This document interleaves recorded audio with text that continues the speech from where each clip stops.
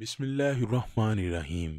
ہر ایک شخص مستقبل بنانے کے لیے تگ و دو کرتا ہے، لیکن ان میں سے کامیاب وہی ہے جو دنیا و آخرت دونوں جہانوں کے لیے تیاری کرے، اور چونکہ موت ایک اٹل حقیقت ہے تو ہم سب کو اس کے لیے تیاری کرنی چاہیے۔ اچھی موت ہر مومن کی دیرینہ خواہش ہوتی ہے، لیکن وہ کون سے اعمال ہیں اور گناہ ہیں جن کی وجہ سے خاتمہ بالکفر کا اندیشہ ہوتا ہے؟ خاتمہ بالخیر کی نشانیاں کیا ہیں؟ خاتمہ بالخیر کے لیے کون سے اعمال اور دعائیں کرنا ضروری ہیں؟ ناظرین گرامی، اللہ تبارک و تعالی جب کسی سے بھلائی کرنے کا ارادہ کرتا ہے تو اس کو قبل از موت 3 کام کرنے کی ہمت عطا فرماتا ہے۔ وہ 3 کام یا اعمال کون سے ہیں؟ آئیے پہلے ان 3 اعمال کو تفصیل سے بیان کرتے ہیں۔ پہلا عمل، حضرت انس رضی اللہ تعالی عنہ سے حدیث مبارکہ کچھ اس طرح روایت ہے کہ جب خدا اپنی مخلوق والوں سے بھلائی کا ارادہ رکھتا ہے تو اس بندے کو زندگی میں ہی آزمائش میں ڈال دیتا ہے تاکہ وہ اپنے گناہوں کی سزا اسی دنیا میں پوری کر جائے، اور اللہ تعالی جب کسی کے ساتھ برائی کرنا چاہتا ہے تو اس کے گناہوں کو روک دیتا ہے، اس بندے کے کیے کی سزا اس کو آخرت میں بھگتنی پڑتی ہے۔ دوسرا عمل، حضرت عائشہ رضی اللہ تعالی عنہا سے مروی ہے کہ جب اللہ تعالیٰ اپنے بندے کے ساتھ بھلائی کرنا چاہتا ہے تو موت سے 1 سال قبل ایک فرشتے کی ڈیوٹی اس بندے پر لگا دی جاتی ہے۔ وہ فرشتہ اللہ تعالیٰ کے حکم سے اس بندے کو نیک عمل کرنے کی طاقت دیتا ہے، برے کاموں سے روکتا ہے۔ اسی طرح جب وہ بندہ فوت ہو جاتا ہے تو لوگ کہتے ہیں کہ یہ آدمی اچھے وقت پر اپنے خالق حقیقی کے ساتھ جا ملا ہے۔ تیسرا عمل کچھ اس طرح سے بیان کیا گیا ہے کہ روایت میں ہے، اگر کوئی بندہ یہ چاہتا ہے کہ میری موت پاک و صاف جگہ یا جمعے کے دن آئے تو اس کو اس آیت کا ورد دن رات کرتے رہنا چاہیے۔ اس آیت کو پڑھنے سے بندے کی موت بہترین وقت پر اس کو نصیب ہوتی ہے۔ ناظرین گرامی، عقائد کی درستگی، اتباع سنت اور ہر طرح کے معاصی بالخصوص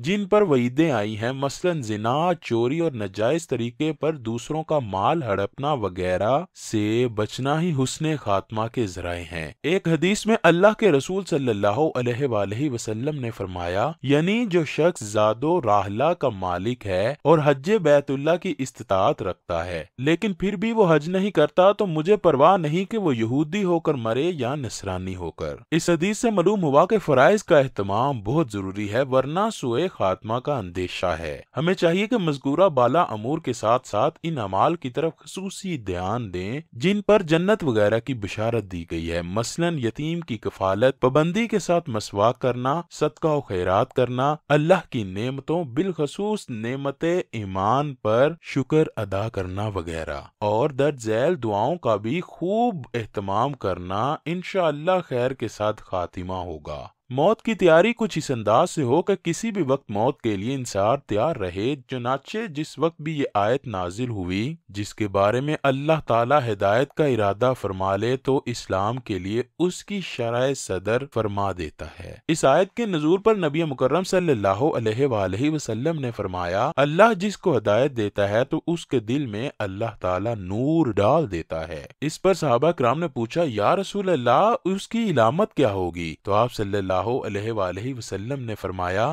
آخرت کی تیاری، دنیا سے بیزاری اور موت آنے سے پہلے موت کی تیاری۔ حضرت معاذ رضی اللہ تعالی عنہ ایک حدیث اس طرح بیان کرتے ہیں کہ نبی کریم صلی اللہ علیہ وآلہ وسلم نے فرمایا، جس شخص کی آخری بات لا الہ الا اللہ ہوئی تو وہ جنت میں داخل ہوگا۔ اس حدیث کو ابو داؤد اور حضرت حاکم نے صحیح سند کے ساتھ روایت کیا ہے۔ علماء کرام نے مسواک کی سنت کے فائدوں میں لکھا ہے کہ مسواک کی سنت زندہ رکھنے والے بندے کا خاتمہ کلمہ طیبہ پر ہوتا ہے، اس لیے مسواک کرتے رہنا بھی اچھی موت کا سبب بن سکتا ہے۔ حضرت عبد الرحمن سے روایت ہے کہ ایک بار حضرت عبداللہ بن عمر رضی اللہ تعالی عنہ کہیں تشریف لے گئے۔ وہ کعبے کے سائے میں بیٹھ کے لوگوں سے اس طرح خطاب فرما رہے تھے کہ اے لوگو سنو، ایک دفعہ ہم رسول اللہ کے ساتھ سفر طے کر رہے تھے، ہم نے ایک جگہ پر قیام کیا، हम में से कोई बंदा खैमा लगाने की तैयारी करने लगा, कोई खाना पकाने के काम में मशगूल हुआ, कोई शख्स अपनी भेड़ बकरियां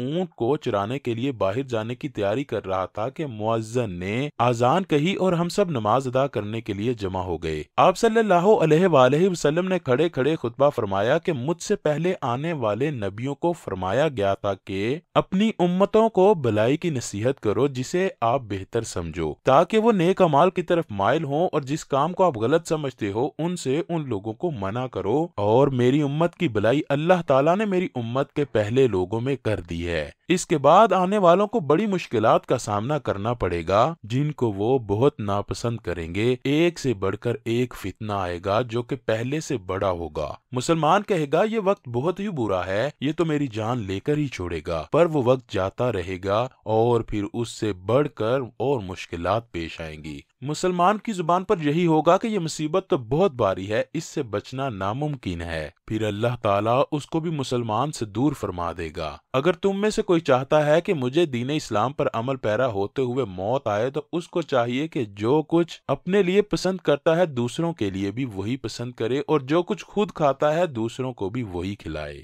हजरत अब्दुल्ला बिन मसूद से रिवायत है कि हर पैदाइशी बच्चे की नाफ में मट्टी का वो जर्रा होता है जिससे वो पैदा होता है, फिर अल्लाह ताला की कुदरत से वो जवान होता है और फिर उसको बुढ़ापा आ घेरता है और उसके बाद वो इस दुनिया से पर्दा कर जाता है। वो दोबारा इसी मट्टी में दफन किया जाता है जिस मट्टी से वो पैदा किया गया था।